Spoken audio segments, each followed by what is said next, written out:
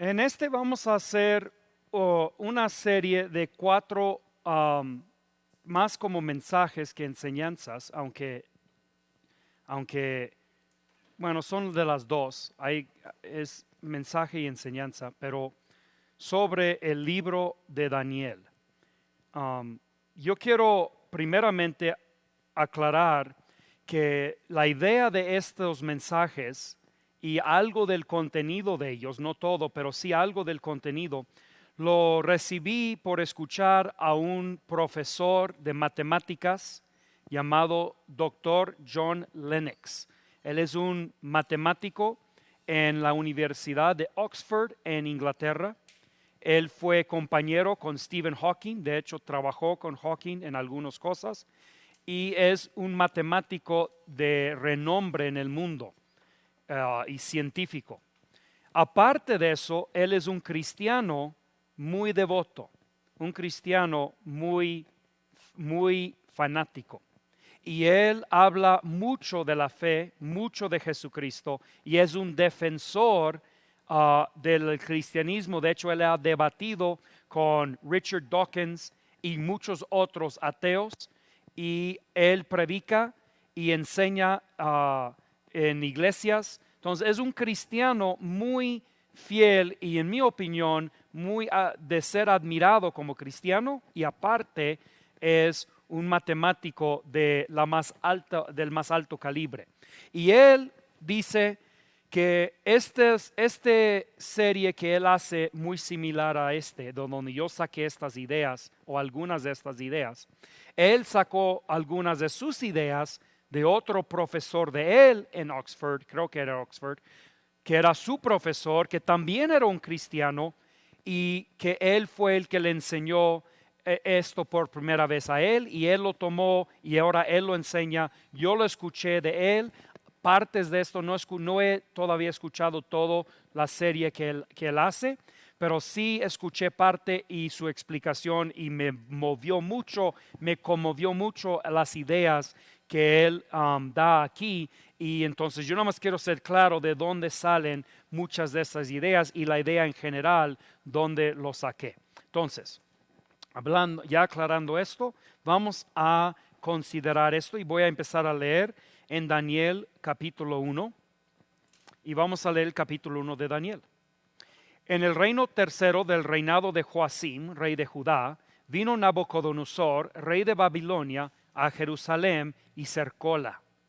Y el Señor entregó en sus manos a Joacim, rey de Judá, y parte de los vasos de la casa de Dios, y trájolos a tierra de Sinar, a la casa de su Dios, y metió los vasos en la casa del tesoro de su Dios. Y dijo el rey a Aspenaz, príncipe de sus eunucos, que trajese de los hijos de Israel, del linaje real de los príncipes, muchachos en quienes no hubiese tacha alguna, y de buen parecer, y enseñados en toda sabiduría, y sabios en ciencia y de buen entendimiento, e idóneos para estar en el palacio del rey, y que les enseñase las letras y la lengua de los caldeos. Y señalóles el rey ración para que cada día de la ración de la comida del rey y del vino de su beber, que los criase 3 años, para que el fin de ellos estuviesen delante del rey. Y fueron entre ellos de los hijos de Judá, Daniel, Ananías, Misael y Azarías, a los cuales el príncipe de los eunucos puso nombres. Y puso a Daniel Beltsasar, y a Ananías Sadrach, y a Misael Mesac, y a Azarías Abednego. Y Daniel propuso en su corazón de no contaminarse en la ración de la comida del rey, ni en el vino de su beber. Pidió por tanto al príncipe de los eunucos de no contaminarse. Y puso Dios a Daniel en gracia y en buena voluntad con el príncipe de los eunucos. Y dijo el príncipe de los eunucos a Daniel: tenga temor de mis... Creo que brinqué algo. Sí. Y dijo el príncipe de los eunucos a Daniel: tengo temor de mi señor el rey, que señaló vuestra comida y vuestra bebida, pues luego que él habrá visto vuestros rostros más tristes que los muchachos que son semejantes a vosotros, condenaréis para con el rey mi cabeza. Entonces dijo Daniel a Melzar, que estaba puesto por el príncipe de los eunucos sobre Daniel, Ananías, Misael y Azarías: prueba, te ruego, tus siervos 10 días, y denos legumbres a comer y agua a beber. Parezcan luego delante de ti nuestros rostros y los rostros de los muchachos que comen de la ración de la comida del rey. Y según que vieras, harás con tus siervos. Consintió pues con ellos en esto y probó con ellos 10 días. Y al cabo de los 10 días pareció el rostro de ellos mejor y más nutrido de carne que los otros muchachos que comían de la ración de la comida del rey. Así fue que Melzar tomaba la ración de la comida de ellos y el vino de su beber y dábales legumbres. Y a estos 4 muchachos les dio conocimiento e inteligencia en todas letras y ciencia. Mas Daniel tuvo entendimiento en toda visión y sueños. Pasados pues los días al fin de los cuales había dicho el rey que los trajesen, el príncipe de los eunucos los trajo delante de Nabucodonosor. Y el rey habló con ellos, y no fue hallado entre todos ellos, otro como Daniel, Ananías, Misael y Azarías. Y así estuvieron delante del rey. Y en todo negocio de sabiduría e inteligencia que el rey les demandó, hallólos 10 veces mejores que todos los magos y astrólogos que había en todo su reino. Y fue Daniel hasta el año primero del rey de Ciro. Como les digo, eso quiero dar el crédito a este profesor, Dr. John Lennox, de matemático. Si quieren saber cómo es, ese es John Lennox. Y él escribió un libro basado en esta serie que él hizo, poco diferente que el mío, y hasta está traducida en español, se llama Contra la Corriente. Pero llegando aquí a esto, yo creo que es posible que el libro de Daniel es el libro más relevante en nuestro tiempo.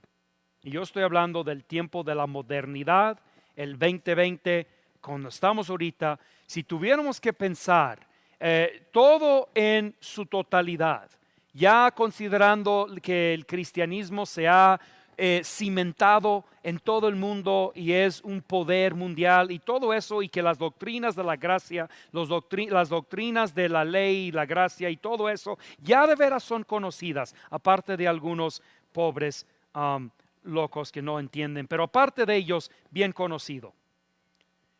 Tomando todo eso en cuenta, yo pienso que es posible que el libro de Daniel es el más relevante de nuestro tiempo.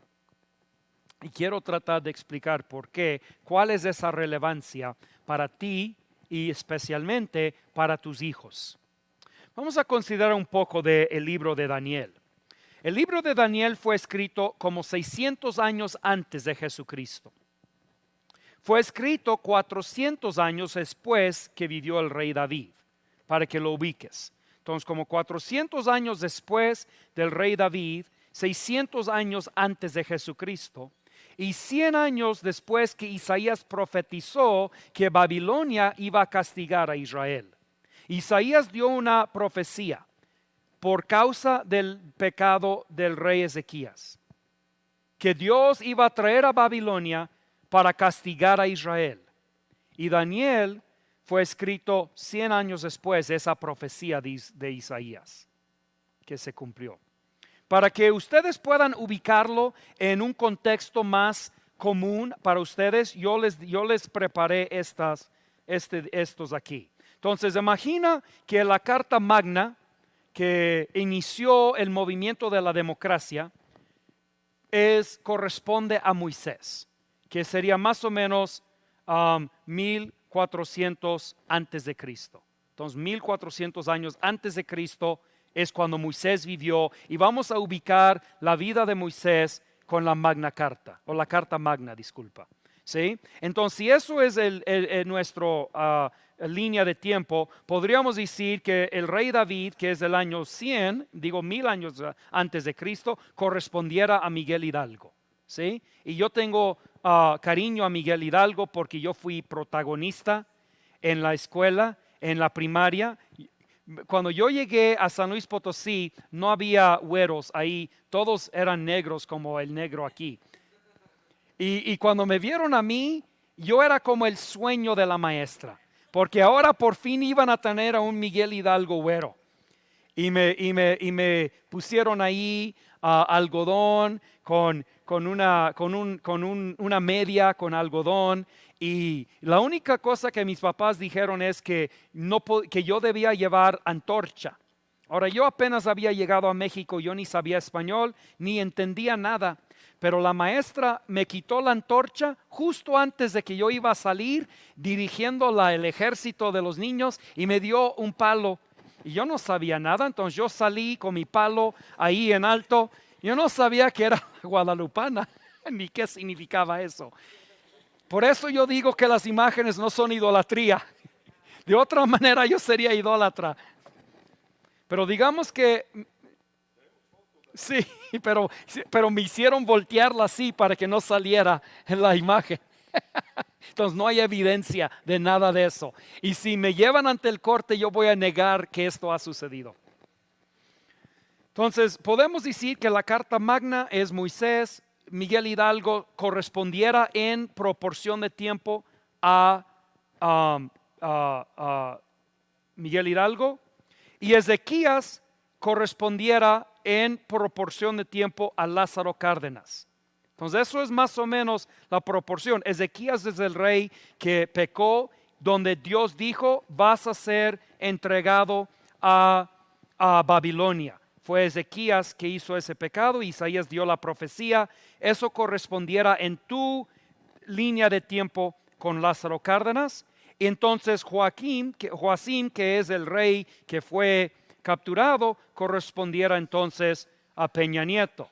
Y para que no digan que soy político, podría también corresponder a AMLO. Más o menos es igual, ¿ok? Entonces, esa sería tu línea de tiempo, para que tú como que ubiques cuánto tiempo ha pasado en el libro de Daniel. Cuando llegamos al libro de Daniel, el pueblo de Israel ha ido en nuestro tiempo, digamos, de la Carta Magna hasta el día actual. Es mucho tiempo. Piensa de todo lo que ha acontecido en nuestra sociedad en esa cantidad de tiempo. Entonces el pueblo de Israel fue establecida aquí y Daniel se encuentra bajo la administración de Peña Nieto o AMLO, depende cómo tú lo quieres considerar. Sí, ahí está donde está. Si vemos la transgresión de Ezequías, eso lo encontramos en 2 Reyes 20, no vamos a ir ahí. Pero lo que pasó con Ezequías, nada más para recordarles, es que Ezequías había enfermado y él oró y Dios lo sanó. ¿Sí? Y él, por alguna razón, decidió que era buena idea llegar a presumir todas sus cosas y las cosas del templo a reyes paganos. Y cuando hizo eso, Dios mandó a Isaías a hablarle y decirle que porque él había hecho eso, Dios lo iba a entregar en manos del rey de Babilonia. Y él iba a saquear el templo y llevarse las copas y cosas, las cosas que Ezequías había presumido, se las iba a llevar el rey de Babilonia. Y la respuesta de Ezequías era, pues mientras que no me sucede a mí, está bien. Es bueno la palabra de Dios. Y eso fue 100 años antes. 100 años después, la profecía de Isaías es cumplida. Y es esta aquí. Entonces Isaías dijo a Ezequías, oye palabra de Jehová. He aquí vienen días en que todo lo que está en tu casa y todo lo que tus padres han atesorado hasta hoy será llevado a Babilonia, sin quedar nada, dijo Jehová. Y de tus hijos que saldrán de ti, que habrás engendrado, tomarán y serán eunucos en el palacio del rey de Babilonia. ¿Y qué dice Ezequías? Mientras que no soy yo, es buena la palabra de Dios. Entonces vamos a hablar un poco acerca de Jerusalén, porque esto sucedió. Ya vimos en nuestro texto en Daniel, llega a Babilonia, él hace cerco a Babilonia, y cuando ellos por fin están muertos de hambre, haciendo cosas horrendas para tratar de sobrevivir el hambre, ellos se rinden. Nabucodonosor entra a la ciudad, conquista la ciudad, él lleva a los jóvenes nobles, los hijos del rey, el linaje del rey, los captura, los convierte en eunucos, toma los... Mande. Lo profeció Isaías que eso iba a pasar. ¿Crees porque Dios sabía que Nebuchadnezzar, no, ¿quién? Nabucodonosor. Él, sabía que él iba a hacer eso o porque Dios lo puso en su mente que debe de hacer eso? Los dos. Yo creo que el mecanismo de Dios es unido. Yo no creo que es uno o el otro. Yo creo que las dos cosas están ligadas. ¿Okay? Entonces tienes a Daniel, que está es linaje del rey. No sé si él era si era primo o primo hermano, no sé, pero es linaje noble. Dice Daniel que llegó y tomó del linaje real. Daniel es uno de ellos y es tomado. Las copas son tomadas, todo lo que está, él toma esas cosas. Pero vamos a hablar un poco de Jerusalén. Jerusalén fue un enclave idílico de cultura religiosa en el mundo. Jerusalén fue muy raro, ciudad. Muchas veces quizá queremos pensar de Jerusalén y los judíos como los científicos que son hoy. Si tú ves la historia del premio Nobel en las ciencias, es dominado por los judíos. Dominado. Creo que ellos han ganado más del 25% de los premios Nobel, pero son menos de 1% del mundo. Ellos dominan esas cosas, dominan la literatura, dominan los artes, dominan la ciencia.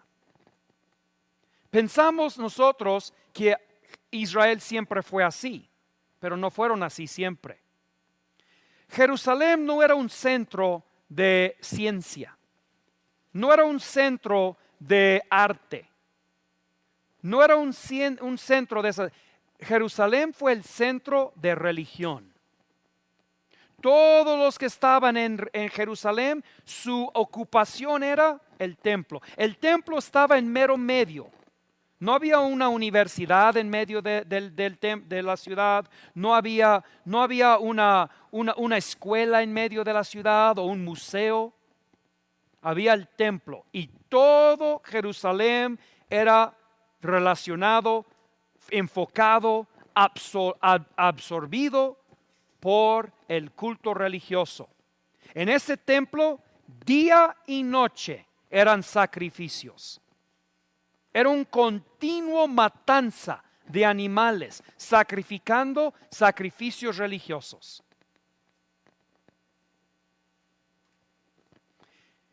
Ellos eran conocidos como la gente del libro, y el libro era la Biblia, el Antiguo Testamento. Así fueron llamados por Mahoma muchos años después, en el año 700. Aún eran conocidos así. Eran un centro de monoteísmo. De hecho, eran el único centro de monoteísmo en ese entonces. Hoy en día tomamos por hecho el monoteísmo, porque los musulmanes son monoteístas, los judíos son monoteístas, los cristianos son monoteístas, los ateos son monoteístas, ellos creen que ellos son el único Dios. Todos son monoteístas casi. Hay muy poco en comparación a antes, politeísmo. Pero en ese entonces todo el mundo era politeísta. Y los judíos eran monoteístas. Y todo el centro de ese culto monoteísta era Jerusalén. Y ellos vivían con un Dios invisible, único, singular y vivo, que era completamente distinto al culto religioso de todas las demás religiones. Todas las demás religiones tenían dioses visibles. Cuando entras a un templo pagano, ¿qué es lo que encuentras enfrente? El dios pagano. Es lo que es. El templo pagano es la casa del dios pagano. Ahí vive, ahí está, lo puedes ver. Cuando entró Nabucodonosor al templo judío, ¿sabes lo que encontró? Herramientas. No encontró un Dios, encontró herramientas para servir a un Dios que no podías ver. Había copas, había altares, había fuego, había candeleros. Todas esas cosas eran herramientas para servir a un Dios que no estaba en el templo. Completamente singular. Imagina la sorpresa de paganos como Nabucodonosor entrando en un templo suponiendo encontrar el Dios de estos judíos tan raros monoteístas. Tienen un solo Dios y no está en el templo. Y ahí están día y noche sacrificando a ese Dios. No tienen una academia, no tienen un museo, no tienen ciencias, no tienen artes. Todo lo que hacen día y noche es ir a un templo que no tiene un Dios para hacer sacrificios a Él. Y no por un año, no por 2 años. ¿Vieron el tiempo?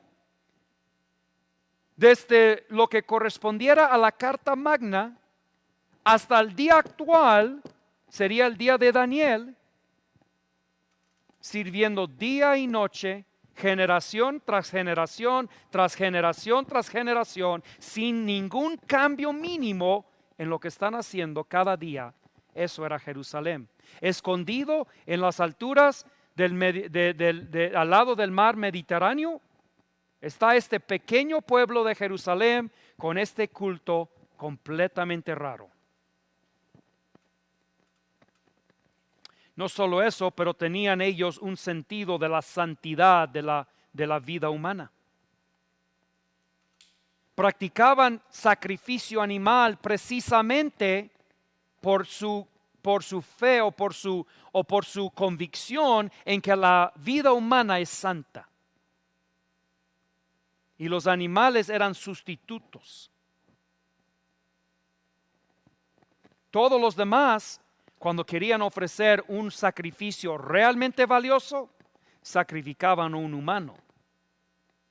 Pero los judíos entendían que el sacrificio era precisamente para salvar la vida del humano. Y eso es lo que Nabucodonosor, entrando en Jerusalén, encuentra. Debemos también considerar la conquista intelectual de Nabucodonosor. Nabucodonosor conquistó a Jerusalén porque él buscaba un flujo o una entrada a su propia cultura intelectual. Él no conquistó a Jerusalén para enriquecerse.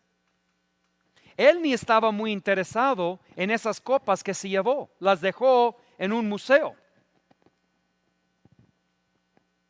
Es lo que viene siendo los templos paganos donde él depositó esas copas. Básicamente eran lo que ahora llamaríamos museos. Él no tenía ningún aprecio para la religión de Jerusalén. Él no llegó ahí queriendo saber, a ver, explícame de tu Dios. He oído de este único Dios que ni está en el templo, que es invisible y le han servido por 2800 años. Explícame de eso. No le interesaba eso. Pero él entendió, él reconoció y fue uno de los primeros en reconocer que había beneficios muy fuertes que resultaron de tener 800 años de continuo y constante indoctrinación religiosa. Los judíos habían sido indoctrinados por 800 años en su religión. Y esa indoctrinación consistía de verdades espirituales que reflejaban muy cercanamente la realidad. Cuando nosotros examinamos la indoctrinación, la enseñanza pagana, encontramos doctrinas que no corresponden a la realidad. Son absurdas. Si tú vives conforme a esas doctrinas, vas a vivir desconectado de la realidad. Pero las doctrinas que tenían los judíos estaban conectadas a la realidad. Y había grande beneficio, tanto físicamente, psicológicamente, espiritualmente, de conquistar un pueblo que había sido indoctrinado por 800 años en esta religión o en esta doctrina fundamentada en la mera realidad física del universo. Una explicación razonable de dónde vienen todas las cosas y para qué son todas las cosas.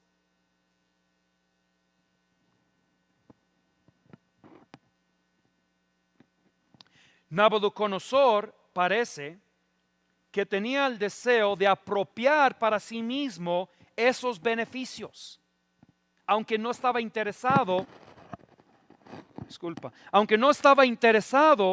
en el fundamento religioso que él consideraba como nada más un apéndice para ser quitado. O sea, él quería el beneficio de esa indoctrinación, pero no quería la religión que lo produjo. Él quería los artificios religiosos para su museo y él quería los candidatos más inteligentes para sus academias. Y es lo que él dice en el texto que él hizo. Él entró, tomó las copas y le dijo a su capitán de eunucos: yo quiero que te consigues todos los jóvenes más inteligentes y llévalos a Babilonia. ¿Qué buscaba Nabucodonosor cuando invadió Jerusalén?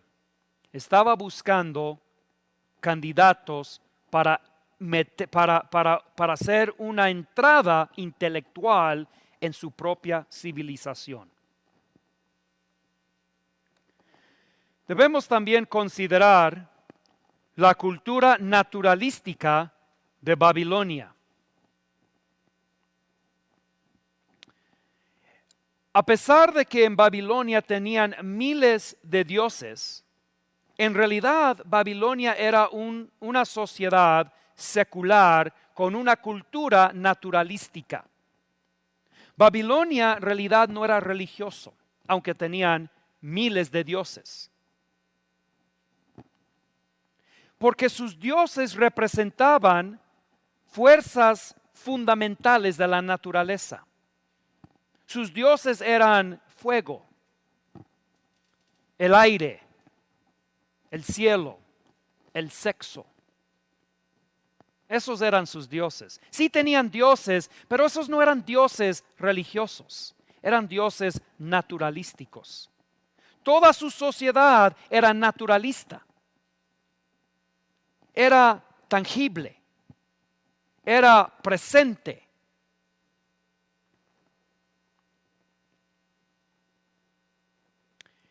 Y Babilonia había ascendido a ser una fuerza militar muy rápidamente. Babilonia no era nada en el año 100. Cuando Isaías profetizó que Babilonia iba a conquistar a Israel, a Jerusalén, eso era broma. Babilonia eran unos vagabundos al lado del río, no eran nada. Y de repente en 100 años eran la fuerza del mundo. Y ascendencia militar encubrió una falla fundamental, una fragilidad inherente de su cultura. La cultura de Babilonia estaba inherentemente frágil y tenía fallas. Pero esas fallas no se veían porque habían ascendido militarmente en el mundo. Y parecía, cuando tú veías a Babilonia, decías, esa es una cultura fuerte, insuperable. Pero en realidad tenían muchas de esas fallas. Y vemos que era así porque en la vida de Daniel se deshizo el imperio de Babilonia. Antes que Daniel muriera, Babilonia ya no existía. Así de fallado, así de fracturado y frágil era esa civilización. Entonces tenían grande fuerza militar, pero toda su cultura estaba fracturada y fallada.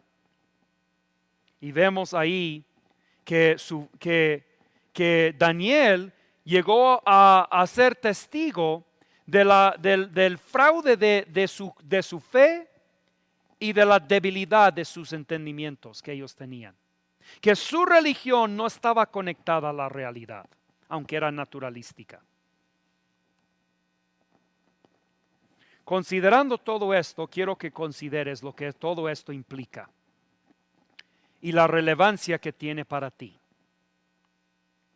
Babilonia, con toda su fuerza aparente, con una religión completamente naturalista, honrando, celebrando a dioses que no son más que fuerzas naturales, adorando naturaleza, adorando animales, adorando el sexo más que nada, más que ninguna otra cosa, era una adoración al sexo. Entran a Jerusalén, aldea idílico en las montañas, donde por generaciones no ha sido más que un servicio, un culto al único Dios verdadero. Y lo que están buscando es llevar cautivos a los jóvenes más inteligentes que pueden encontrar, para alimentar una cultura que se está desbaratando enfrente de sus ojos.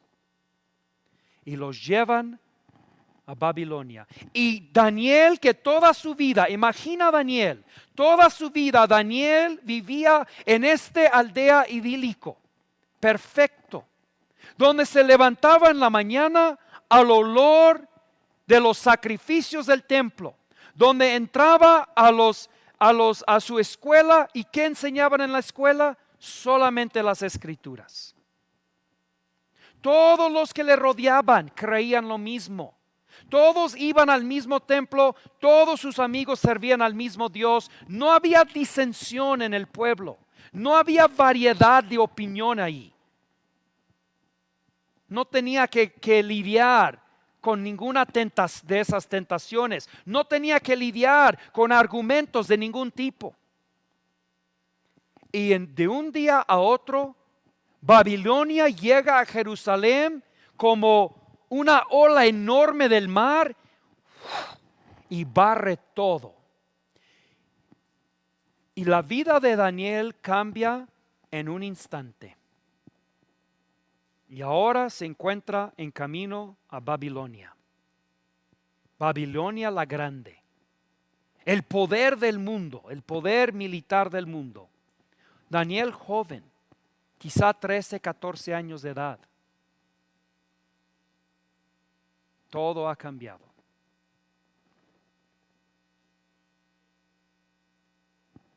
Nosotros los cristianos vivimos por mucho tiempo en ese tipo de existencia idílica. Apartados del mundo, no teníamos que confrontar esas cosas, no tuvimos que enfrentar ideas naturalistas, no tuvimos que enfrentar a conceptos de una religión pagana naturalista como evolución. Pero ahora estamos en un tiempo donde lo que parece ser una fuerza insuperable ha descendido sobre el cristianismo y quiere llevar a todos los jóvenes que pueden capturados para alimentar su religión y cultura fracasada. Y es donde estamos en Daniel al final de este capítulo. Abrumado y llevado por la corriente. Y seguimos mañana con más.